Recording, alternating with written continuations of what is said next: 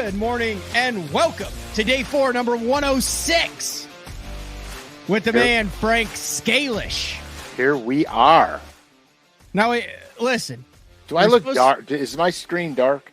Your screen's a little dark, Uncle Frank. And he said, let there be light, and there was light. More better? More better. Now, listen, we were supposed to be live on Thursday morning. This is the joys of doing live broadcasting.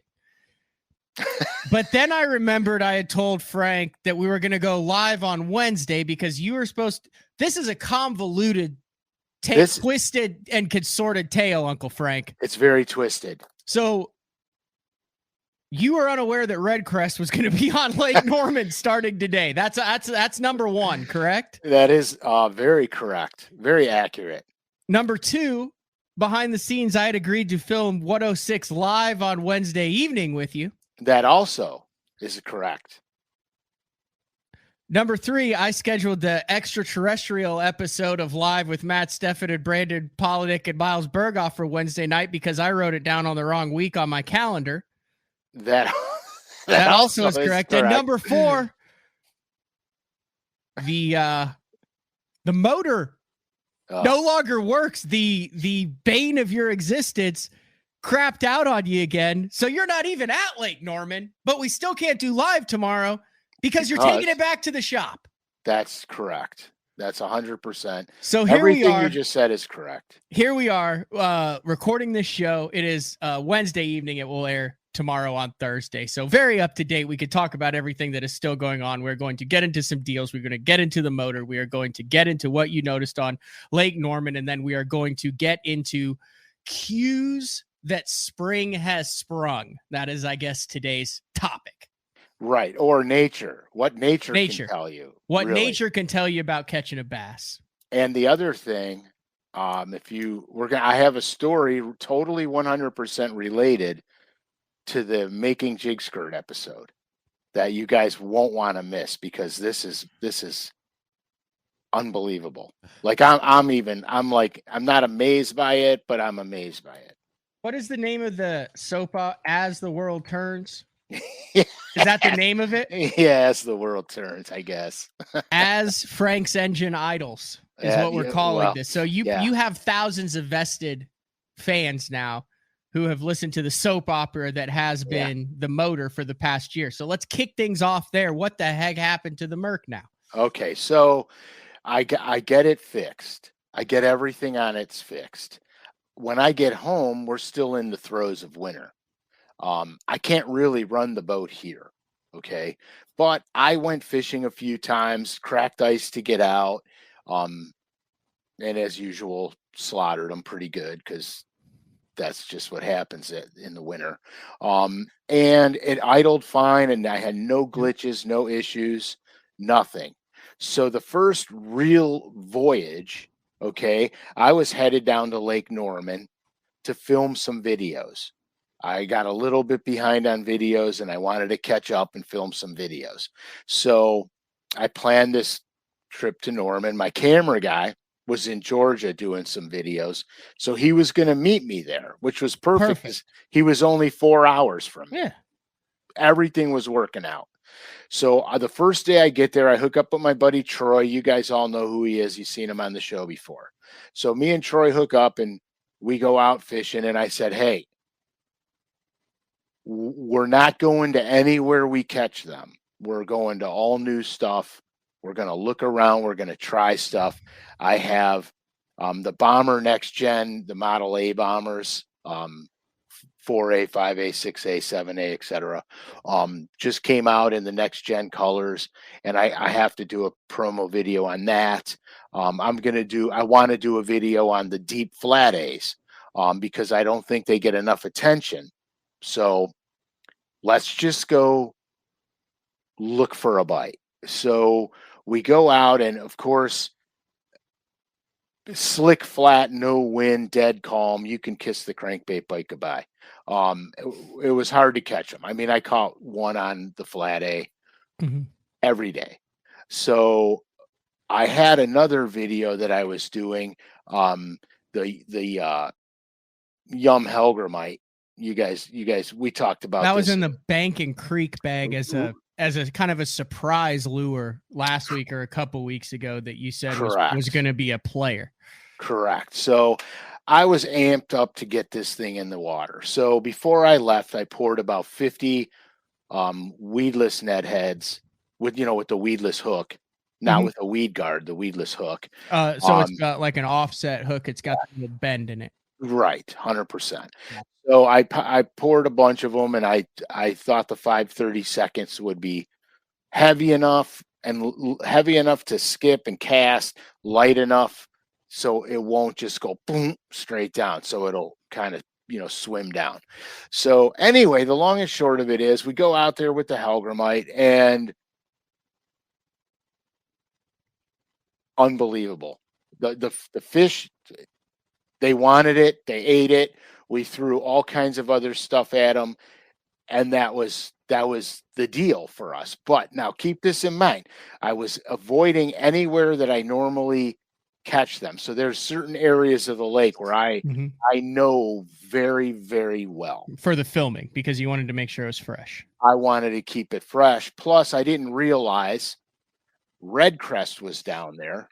And practicing, not during the tournament yet. Right, practicing. And I also didn't realize the high school championship was down there. Oh my gosh. So Norman was getting pounded. So at what point did you realize that Red Crest was down there? Did Kevin go whipping past you or something at one point and you went, uh-oh? No, Frankie called me on my way down. Oh, I got you. But you're fine. I mean, you're just one man, and it's, the tournament didn't start till today, which is Wednesday. So yesterday, which is where you're doing it. And it's only 40 guys. And it's a big ass lake. Yeah, it's massive. So at any rate, I wasn't really concerned. Okay. Right. I realized after the second day that I'm not getting a good crankbait show out of the deal. Uh-oh. So I did an about face. I decided I wasn't going to chase a lure. I was going to chase the fish, and the fish would dictate what Sounds video. Sounds like a good Hellgrammite bite to me. Right. The Hellgrammite was a money video. It was going to happen. No ifs, ands, or buts about it. So I'm like, okay, cool. There's other baits I throw there that the bite was doing good. And so I'm like, okay, cool. And like I said, I wasn't going anywhere where I normally go. So I was pretty confident. Anyway, the third day, I think I was on the lake. I was running down the lake, and I'm just cruising 67 miles an hour, no big whoop, just going, and the boat's running, and then all of a sudden it goes and it keeps right on going like nothing. And I'm like, my heart sunk, because it ain't supposed to do that, even though it kept going and nothing, never missed a beat, but something was up. So the rest of the day, nothing. The boat performed beautifully, got on plane in a second. I mean, everything was good, no big deal. So the fourth day we were there, Troy's wife wanted to fish with us. So I'm like, yeah, let's load her in the boat. Let's go. So she had something to do in the morning, so we couldn't get out until like 9:30, 10 o'clock. So I said, well, that's cool. So I went outside, I waxed the boat down, and was diving through some compartments because I wanted to make some tackle changes, because now I'm going to start fishing like I need to fish to find fish. So I make some tackle changes, and ow, my cat is scratching me to death. Oh, got to show the cat anytime there's a pet mention on BTO. Where did it go? Wrangle Bam in. Come here, Bams. Come here. Come on. Come on. Oh, she ran behind the desk. Oh, okay. Well, so, yeah, I would too if I scratched Uncle Frank. Oh, yeah. So anyhow, this goes to the jig episode that we did the other day, making jig skirts. So I'm pulling something out of one of my compartments, and there's a rolled up plastic bag underneath everything, but out of a box. And I'm like, how did those skirts get out of the box? You know what I mean? Mm-hmm. So I grabbed it, and we have her. Hey, right there. Bam? There she is. Look it up. What's up, baby girl? Who you? All right. So anyhow, so there you go. So anyhow, so I swear to God, I got the bag of skirts and I unroll it and there's a label on it and it says Norman Lake Special. Oh, I'm like, get out of here. I mean, I must have made those 25 or 30 years ago. no Okay. way. Yeah. So I'm like, there's no way I found these. So I get my jig box out. I get one of my jigs out. I put the skirt on. I trim it up. I get a spine craw trailer, put it on, dye the little tips of the pincher chartreuse, tie it on my rod. And I go, come on, Troy, let's get out of here. And he goes, all right, we're going. I said, I got to show you something. You're not going to believe it. And so I show him the jig and he goes, oh my God, dude, you made those skirts like 3 decades ago. I go, yeah, I know. I found them in the bottom of the compartment. I don't know how they fell out of my jig box, but they did. And so I said, I'm putting it on because it used to be a killer down there. So you kind of have to now. I got to. So no lie. The first pitch with that thing, I catch a 3-pounder, which is massive down there. Yeah, I'm like, you got to be kidding me. And then Troy smacks a giant one on a floating worm, and then I catch another one on the jig, and I catch another one on the jig, and I'm like, there's no way. There's no way. I threw a jig one of the days almost, alternating between 3 rods the whole day and never got a bite, never got a sniff on it. Soon as I put that skirt that I made for that lake on, I catch 3 in a row on it. I'm like, you got to be kidding me. So anyways, that's freaking cool. Yeah. So back to the jig skirt thing. So that night we were talking about making skirts.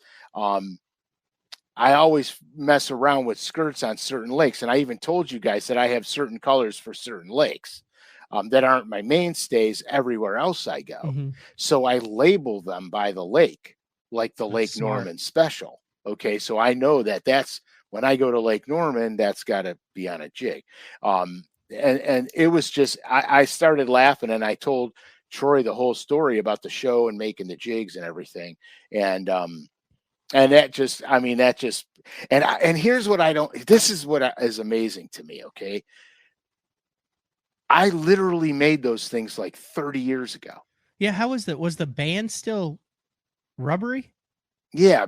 Because I used the high quality mouse ears and then I stored them in the Ziploc bag, squeeze all the air out of them. And so so they were, anywhere else they'd be dry rotted. Oh yeah. No, there was no dry. The skirts were kind of stuck together. I had to pull them all the tentacles apart. But that's what I mean. There's just when things happen like that, it makes you feel good because it's like, God, I made that skirt so long ago and it still works today, which is crazy. That's good stuff. So at this point, the motor has made one little deal, but it's still fine. No. So the day that the 3 of us were in the boat, we ran to 3 or 4 spots, started seeing a lot of fishing pressure from some of the high school anglers. And so I said, look, I got another place I want to go hit. I got about, 5 places I want to go hit. Let's just go. Let the high schoolers have this area and let's go. And I go to put the boat up on plane and it won't get up on plane. Oh, no. Yeah. And so I'm pressing it and it's not doing good. It's just plowing. Yeah. Just plowing and dying. And so I said, I'm sure you said a lot of things. I said a lot, but I also was kind of stoic. And I said, well, here's the deal. We're too far away from the boat launch to idle all the way there and or trolling motor all the way there. So I'm going to do everything I can to get the boat on plane. I told Troy, you get up on the front deck.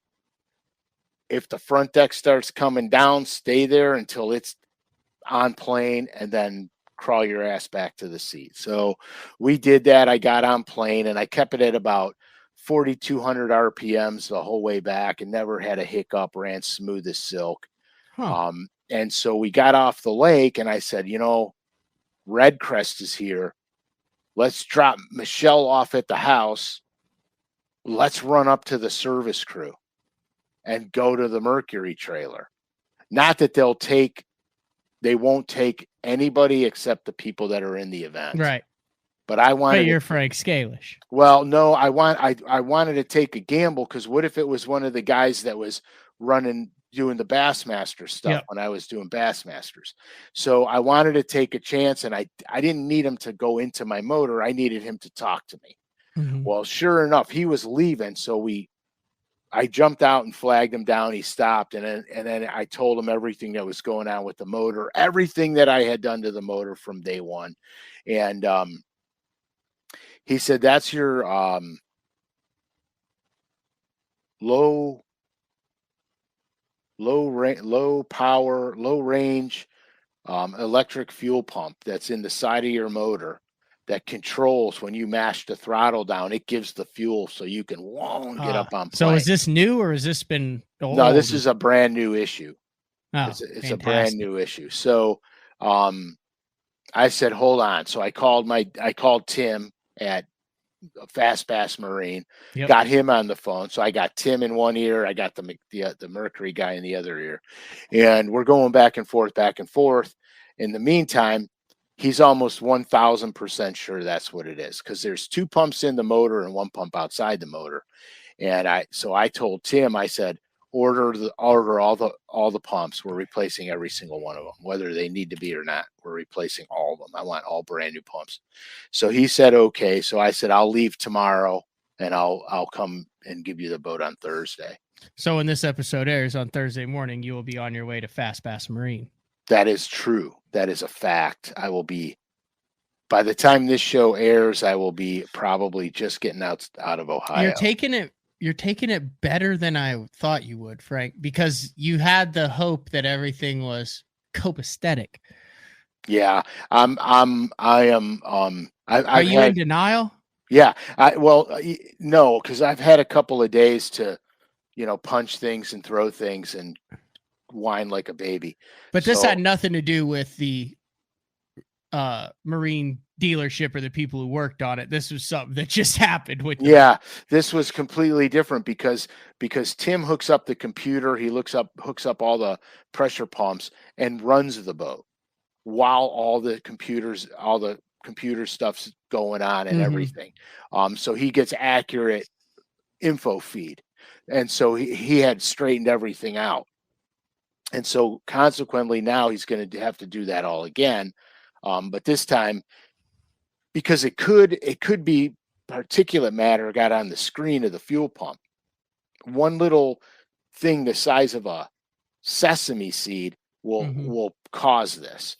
So rather than monkey around, we're going to flush the entire system, clean everything out, replace all the pumps. I like it. Yeah, because I can't take a chance. I mean, especially being on Erie and stuff all the time, you got to have the utmost confidence in it. Right. And so the other plan is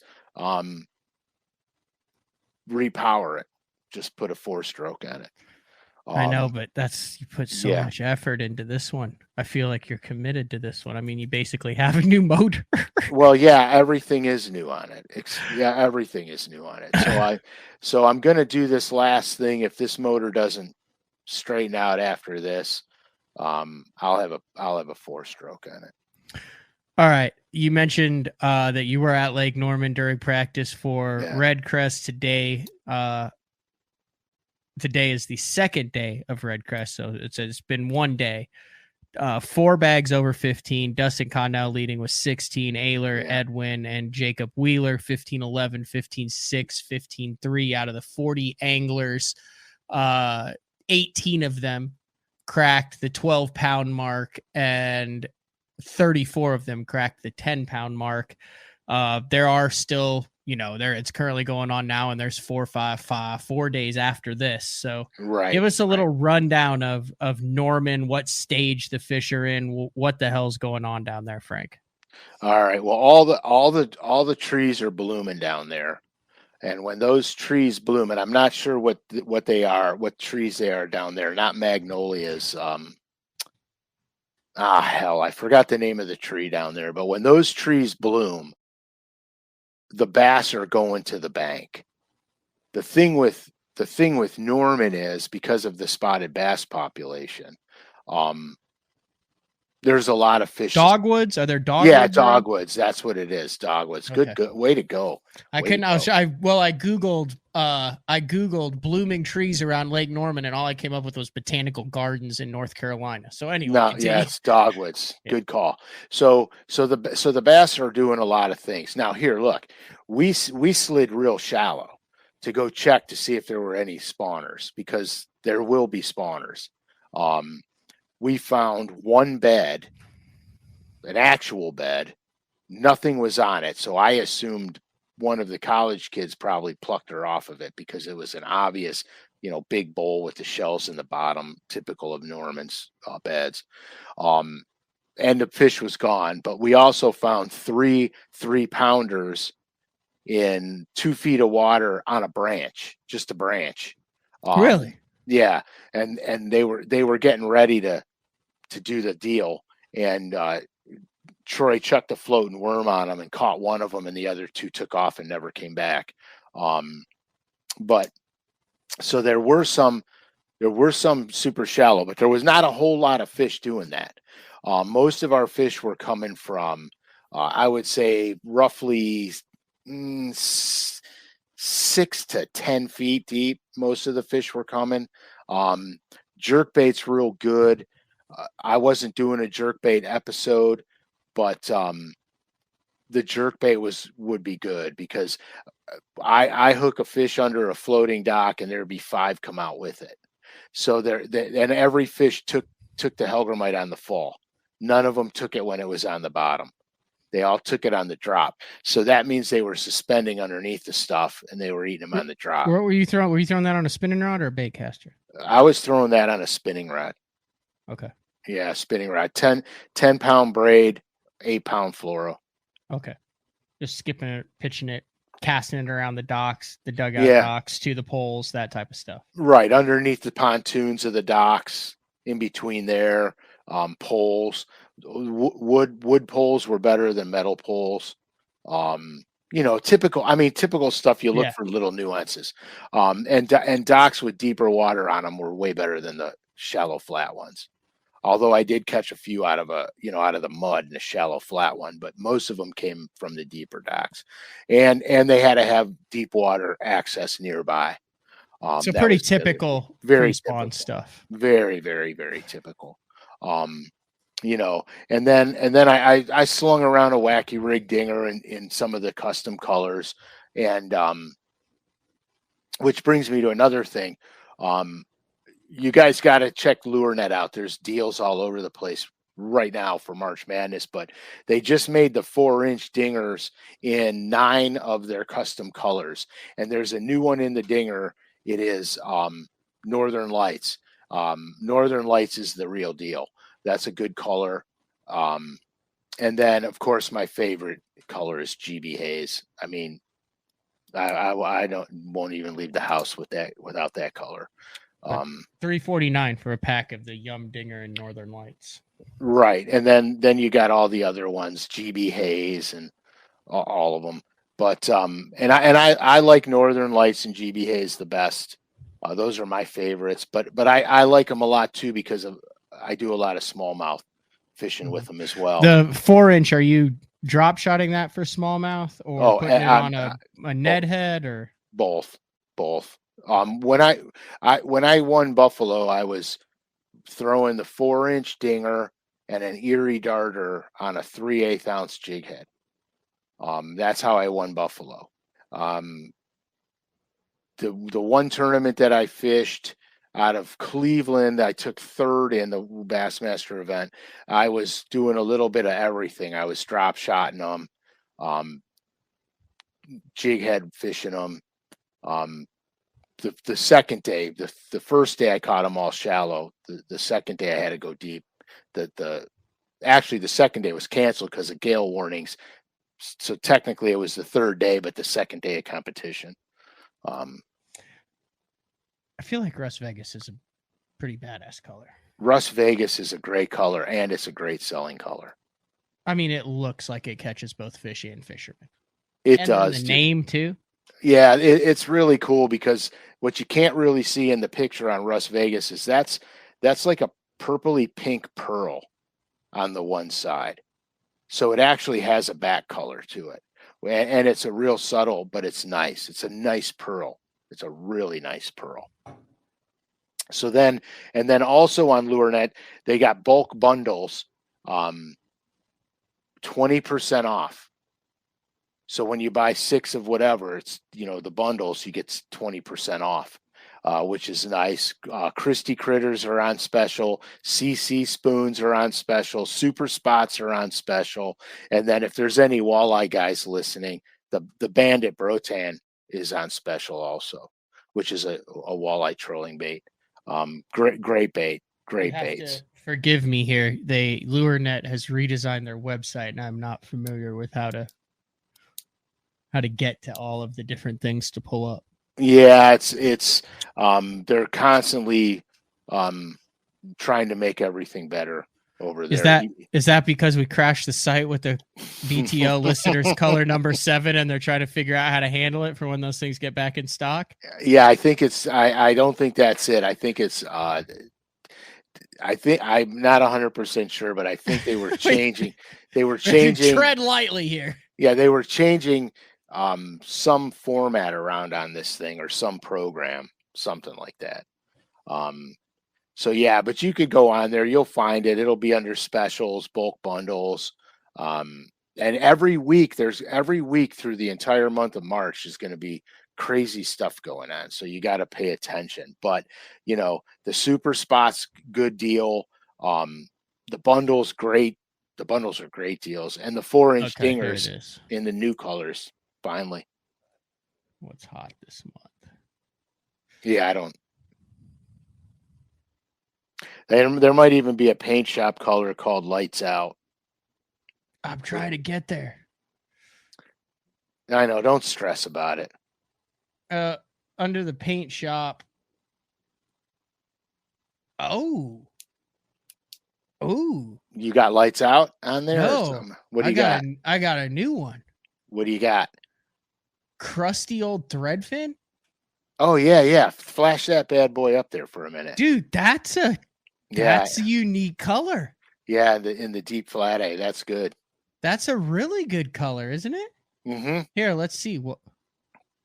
Yeah, there it is. Look at this. Yeah, that's a good color. That's right. Crusty old threadfin. Look, I love that shot that they do. A pearl base coat. Oh, the 7A. That's even better yet. Oh yeah, see the purple and blue on the shoulders when it was running in the water. That's good. Mm-hmm. Yeah, cool. The Bomber 7A. Yeah, I like the 7A because it gets down to good depth with that 7A. I mean, you could bang the bottom in 9 feet with that. It's a good alternative bait. And the thing about the Bomber Model A's, the way that build design is, it comes through the rocks really good, and I can even get it through the grass. Little tricky in heavy timber, just because of the nature of the bill. It's a little bit tricky in the heavy timber, but if you're careful with it, you can walk it through it. But you gotta work yourself through that. I like it. That's good stuff. Hey, let's wrap up Red Crest and what you expect. So I just got the press release from the day one. Dustin Connell, like I said, 16-7 leading. But the field as a whole, all top 40 guys, average 9.075 keepers per angler. So almost 2 limits per angler. What seemed to be the key in your experience there to get the better than average bite? Because it seems like that place, and from my experience in the open, just chocked full of 1.6s to 1.15s. Tons of them. The real funny thing about that lake is areas. There's certain areas that produce better fish. And when you're in those areas that produce better fish, you'll catch them doing an array of things. But here, you're going to catch a little bit better quality on the jerk bait. You're going to catch a little bit better quality on a jig. But if you're pitching a weightless wacky rig dinger around the docks in the 5-inch size, you could upgrade that way too. But with Norman, the thing that I know about Norman for a fact is you have to be in the areas that produce big ones to catch big ones, because if you're just dinking around, you're going to catch a lot of fish, but they're not going to be quality.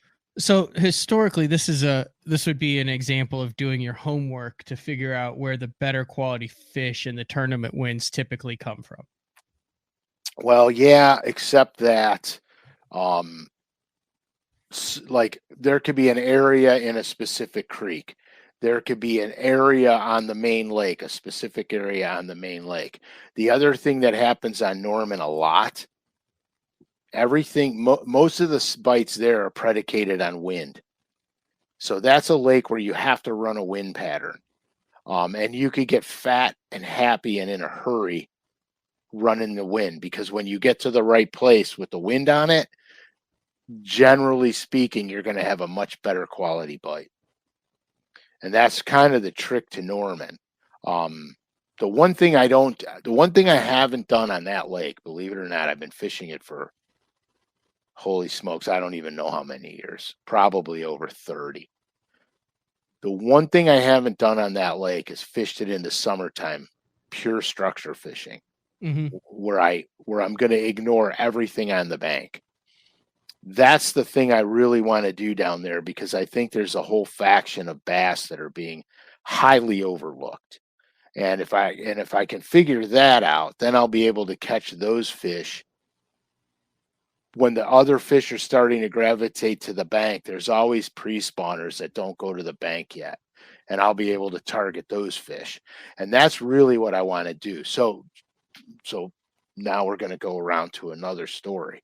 So a lot of the guys that are doing really good are totally relying on forward-facing sonar, because they're seeing them and they're casting to them and they're catching them. And they're not relying on it like, I got to use this to find the fish. They're going to the areas where the fish are at, and they're fishing traditionally. And when they scan, they see one, they throw the jerk bait out to it, and they catch it. And generally, those are better quality fish that they're catching. So now we're talking about forward-facing sonar. Matt, are you sitting down? Of course you are. I'm sitting down, yes. Of course you are. So I got, thanks to my son, who upgraded all of his electronics on his boat to the highest quality of electronics you can purchase. Teed me off his forward-facing sonar and his 12-inch carbon. So now the Blue Machine will have forward-facing sonar. So I'm pumped. So now I get to play with it, and once I get good at it, then I'll upgrade to the higher quality stuff. That's breaking news. It's very breaking, dude. You gotta stay with some traditional stuff, though. We have to make sure that we don't go all forward facing now. No, we're not going to, because I'm an old guy, man, and I like my 2D and I like my side imaging. So I'm just going to use it to enhance my performance. Well, that's fantastic. And of course, I'm going to use it to catch all these crappie around here that nobody can catch. All right. So they've got 61, 63, 60, 55, and 43 for the upcoming weather conditions, with lows in the 30s, 2 days of rain, some days of sun. We saw a little bit of bed fishing play. Is that going to be pretty much done after the first couple of days of the full field, do you think? Or will fish still be moving up even with lows on Norman and Redcrest, 34, 45, 35, 34, 36? I think there's still going to be fish moving up. I mean, it's just that time of year. They're going to be moving up. The full moon was a couple days, I think, before Redcrest started. And there was a small movement of fish coming up, but they're getting real close to where they want to be. I personally think the fishing's probably going to get better as the tournament progresses. Okay. That's just how it goes. I mean, if you can miss Norman by 1 day, and 2 days later the lake's on fire and everybody's catching 60 fish a day. That's just how Norman is. It's a very fickle animal. Did you mess with the largemouth at all? I think we saw a 6-pounder get caught today. No. But no, I didn't even monkey with them. When I go down there, to be honest with you, I go down there to catch spotted bass. I don't get a chance to catch them up here where I live anymore. We used to have a pretty good population in the Ohio River, but it's kind of waned. Yeah, I wonder, why do spotted bass not thrive in the north? Like you would think that the deep, clear lakes. I mean, I don't understand why there's no spots. I don't know. And like the Great Lakes. Oh my God, dude! If they put spotted bass in Lake Erie, it'd be crazy. But there has to be some reason why there has to be some sort of line that they don't really survive above. Well, we had them in the Ohio River, and we had them when I was younger. I mean, that's what you would win a lot of the tournaments on, some of the northern pools with spotted bass. But then the smallmouth started taking over. And once the smallmouth took over, you got to be fishing for the smallmouth.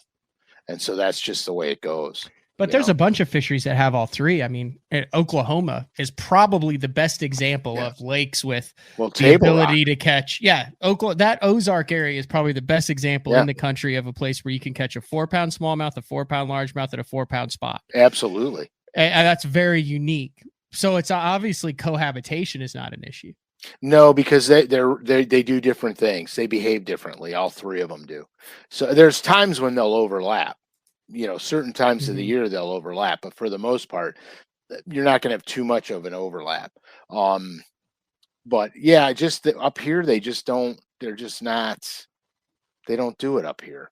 I mean, it's largemouth or smallmouth. We don't. Which is sad because I love fishing for spotted bass. I'll tell you another thing I'm going to do. I'm going to start going to Lake Lanier. That's probably not a bad idea. Yeah, because that place has big giant spotted bass, and it's a structured fisherman's paradise. And so I want to start going there. I've never been there in my life, actually. And I've been on the Coosa River and caught those big giant Coosa River spots, and that's a lot of fun. But I want to get on them and do my homework and drag football jigs and Carolina rigs and big giant crankbaits and catch those spots. That's really what I want to do. Yeah. Oh, guess what I did in the Bassmaster Open during competition last week? You sea rig, baby. I threw a Carolina rig to Lizard. Nice. Did you get any on it? Caught exactly 0 bass on it. God bless it, Matt. Okay, we're going on a Carolina rig adventure. You and I. No, I'm in. You and I, I'm gonna teach you the proper Carolina rig etiquette, and you're gonna catch some of your biggest bass you ever caught on a Carolina rig. To put a bow on the spotted bass, I actually had a pet spotted bass for over 2 years. In an aquarium or in a pond? In a round aquarium. I caught him on Lake Thunderbird, the lake that does not have spotted bass on it. And he was approximately 8.5 inches at the time. 8.5, 9 inches. Cute little spotted bass. And I said, oh, God, this will work for aquarium, right? Absolutely. It was a 50 gallon aquarium. And I named him SMIM, CMIM, which is an acronym for Cash Money Ice Millionaire. So SMIM. What the hell kind of name is that, dude? That's the greatest name ever. His name was Little Smim, Cash Money Ice Millionaire. All right, I'm buying it. I would get. Was he a rapper? He was in charge of that aquarium for sure. But I'd get him to where he'd follow my finger, and I mean, we were buddies. He was right next to the. It was the first living thing I saw when I woke up in the morning, most mornings, and I would feed him either half a dozen goldfish from PetSmart. Perfect. Or a dozen minnows. Perfect. I mean, I'd have people go into my apartment and feed Smim while I was on the road covering the Elite Series or fishing tournaments or whatnot. Tragedy struck Smim, though. Uh-oh. One of the 7 deadly sins got the best of him. And he was probably close to a 12-inch keeper by the time. I'm going to say gluttony. What made you guess that? Because he's a spotted bass? Yeah, because he's a spotted bass, and they'll gorge them. They'll chase them minnows down and have 5 tails sticking out of their mouth and try and eat another one. That's what happened to Smim, and He ate one too many one day, and literally I watched as he went belly up. You couldn't And grab I'm him and sitting pull him there out? going, I tried. I'm going, Smith, no, no. And he gorged himself to death. There you have it. I mean, it was piranha water in there. Just and Oh, yeah. I got too many of the goldfish. And it never occurred to me like, hey, don't put them all in at once. And I put them all in at once, and he chased them all down until they were gone and basically exploded. That's outstanding, dude. I still remember it. He was the best. And I've had a lot of fish in my day, a lot of pet fish. He's the best pet fish I've ever had. Spotted bass named Smith. That's R.I.P. perfect, dude. I had a 150-gallon tank. I had a couple largemouth in it, a couple crappie, some bluegill, and a couple walleye in it. Oh, the walleye lived, huh? Yeah, they were little dudes. I got you. You know what I mean? And the thing about it was I wanted to put smallmouth in there, but I didn't. I wanted to, but I didn't. You think they would have lived? Oh, hell yeah. Oh, yeah. Oh, you know what? I know they would have because the Blue Heron Communications PR firm used to have an office right here, or not here, but in Norman. And when you walked in, you like walked inside. So you're inside and you walked over a little bitty like bridge, right? And they had a 3-foot deep pool in there. And one end went down to probably 4 or 5 foot, but it was the size of 2 kiddie pools put together. But it had the trickling brook down. It was a mood setter, right? Okay, if you tell me that. they had like a 6-pound smallmouth that lived in there for like 5 years. Yeah, I mean they'll do fine. The nice thing about native species is you don't have to deal with heating the water. You don't have to deal with any of that. All you have to do is give them sufficient habitat and food, and they'll live. And they would go buy them big shiners and stuff and toss them to them. Oh yeah, and just don't get them. Don't make sure you don't get them parasites. That's all. Mm-hmm. Yeah, so I mean that lived for 5 years. All right, you mentioned it earlier in the show, and I think we need to circle back and talk a little bit about this. But that is nature's cues to kind of give you an idea of what is going on the water before you even get there, or while you're there. You were talking about the trees blooming. Right. So in the springtime, flowers will tell you a lot. And anybody that lives on Kentucky Lake will tell you about the yellow flowers on Kentucky Lake. So what I do is as I travel, like when I was traveling to Norman, as I was moving down, I was seeing buds on trees. Okay. So then I started looking for the willow trees, because when the willow trees start to bud, you're getting spring movement. Those fish are wanting to go shallow. So you didn't know anything that was going on, but you're already getting an idea of what stage the fish are in this time of year based on what you're seeing on the road as you approach the lake. 100%. And so, but when I got into North Carolina, as soon as I got through the mountains, I saw my first dogwood tree bloom. And I was like, uh-oh, this is going to happen. And then the closer I got to Lake Norman, all the trees were blooming. Which means spawning fish. Yeah.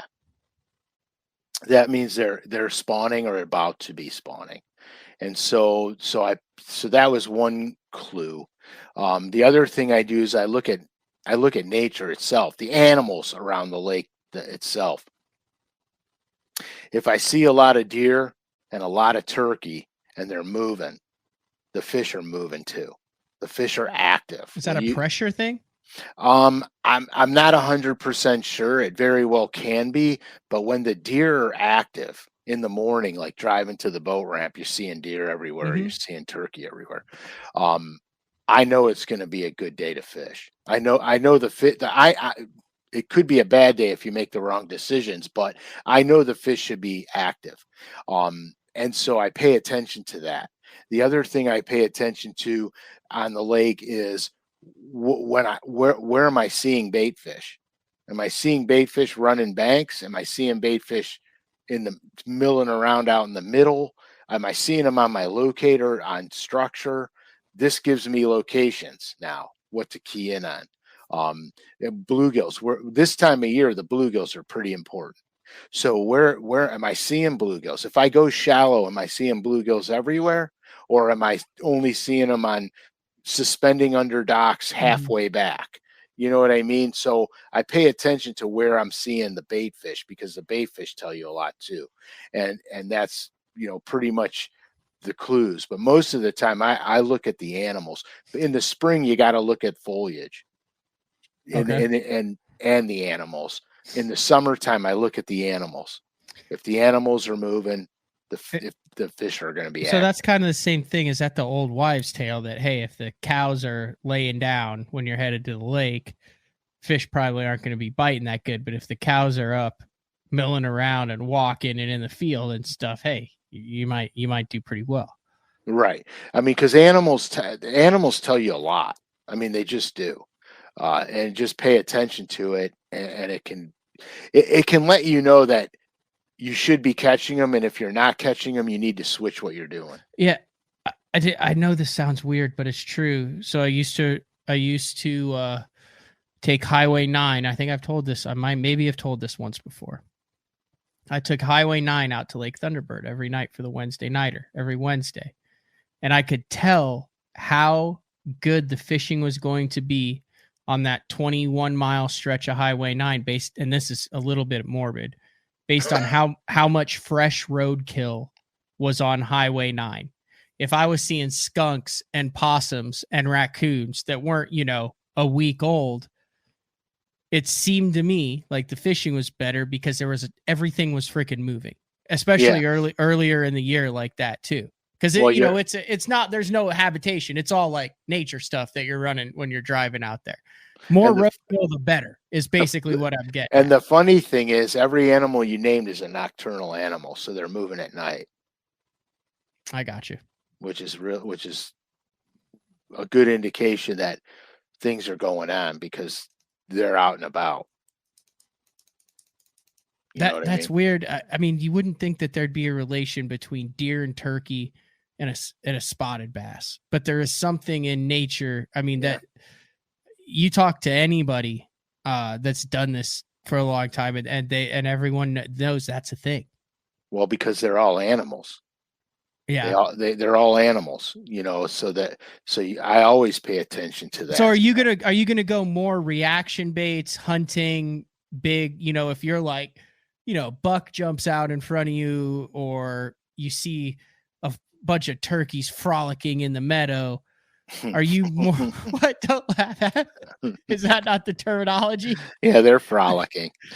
Are you more likely to go with like a swim bait, a reaction bait, a topwater bait, something that those fish are going to track down, as opposed to, like you said, a Hellgrammite or a Texas rig or something to start out with? Are you going to go more aggressive and cover water? Yeah, I'm liable not to start finesse fishing quite yet.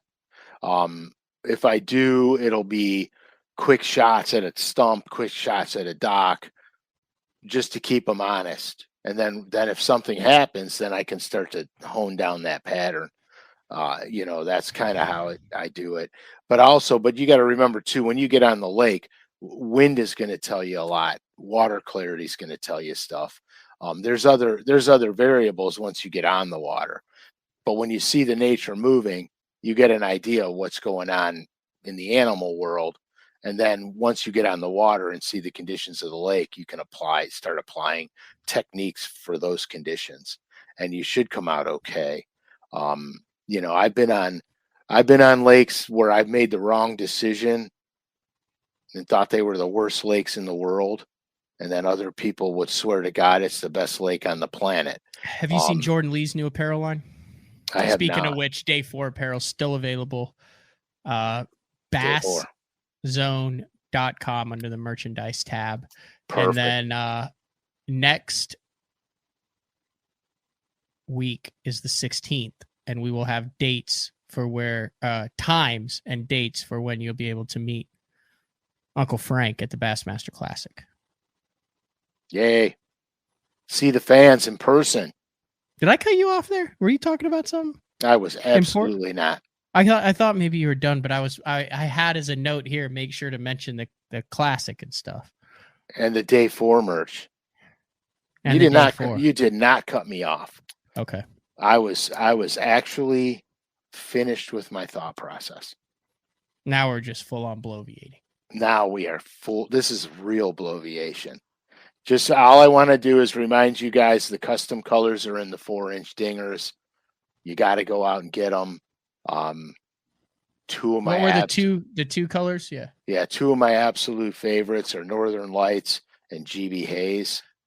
Hey, have you messed around with a 4-inch Yum Dinger on that flick shake head with the little weight on the hook in the middle absolutely. that makes the ends go blah, blah, blah, blah, absolutely instead of just weightless? 100%. Isn't that really perfect for the 4-inch dinger? Is to put it on the flick shake head? Dude, I fished the 5 and the 4 on the flick shake. Really? Yeah, I fish the flick shake before I fish weightless. Okay. Always. I just go to a real light flick shake.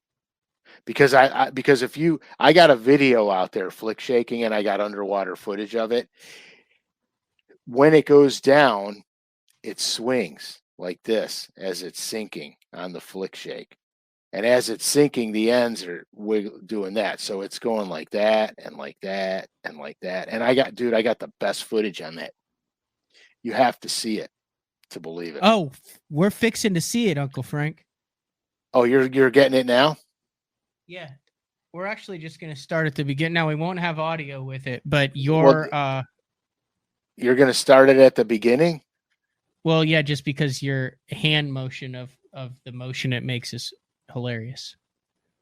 This? You're about to picture your hand as the flick shake. All right, there's another one. Go to the other one. Wait, no, the video will be in here. Was this it? No, I have another. Did you see that grass on that depth finder though? That was good, man. Let's try to find this underwater stuff. There's another one in this one. It should have been. Whoop, go back.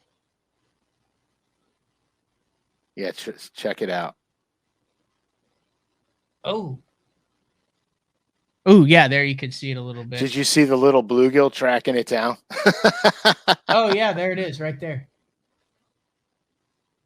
Yeah, that's a very much more effective way to cover water and get a bait down than just a weightless. Oh, absolutely, 100%. And this video here is actually in the summer, offshore. All right, I'll be finding the other one. It should be more recent, I believe, if it ran. I think it ran. Maybe it didn't run yet. No, it did. Flick Shake Secrets. Yeah, there you go. That one. Right next to the motor. Yeah, I got so on this particular video here is a great video because I start out fishing and I'm catching a lot of little ones. And this is after the spawn, okay? So what I do here is I'm going to show you in a few minutes how to actually find the bigger fish. Watch this right here. Ooh, do you see that? That's the juice right there, isn't it? Isn't that money? Where it does the little booty shake. Watch, right? Oh yeah. That's the flick shake. That's the magic of the flick shake, isn't it? Right? Yeah, that's there. It. See it? Where it just goes. Yep. But so see the little ones I'm catching? Yep. All right, so go towards the end. Go all the way, yeah, right there. Now I back the boat way out off of that. And now watch the size difference. And we tanked them. After the video, we went fishing for fun and we smoked them. And we caught big ones. Nice ones. But here, and it was a matter of backing out 5 feet deeper. Oh yeah, you know when you try to boat flip them and they bounce off the gunnel, that's a dandy. Yeah, wait till you see what I tried to boat flip on 8-pound fluoro. You're gonna laugh at me. You tried to boat flip that one, and it's a pretty nice one. Right. But yeah, so I backed out, got way out, and all the bigger fish were there, and we literally sat there and caught them one right after the other, and never caught another little one after that. But up until I got out far enough, we stayed and caught little ones until I got out far enough. Let me just pull this up. And all those videos are on LureNet YouTube. Just so people know about that hook that's perfect with it. Yeah, I'm using the Zappu one, but you can use whatever. You know, Gamakatsu makes one. I'm sure other companies make them. That's the actual Jackal Flick Shake hook right there. Yeah. I don't use the weed guard though. Okay. And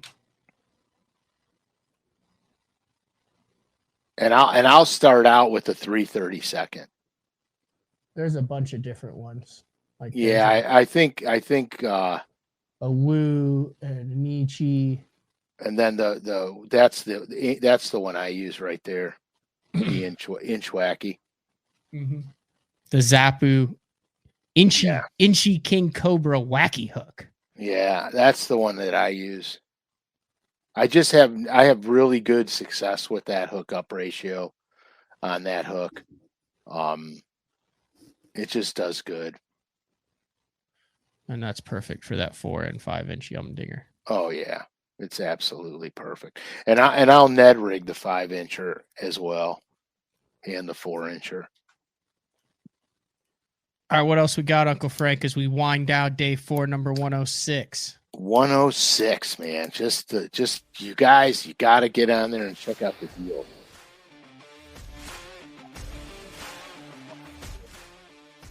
Lost for just a second. Are you back now?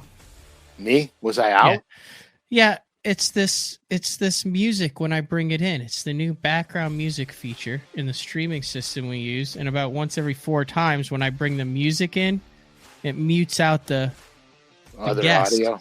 Yeah, which happened to be you with the exit of the show. So I was trying to make Do they know who I am? I was trying to make the exit more dramatic, and in the process, all we have is epic rock full, and then we drown out the epicness of the exit. So it's counterproductive.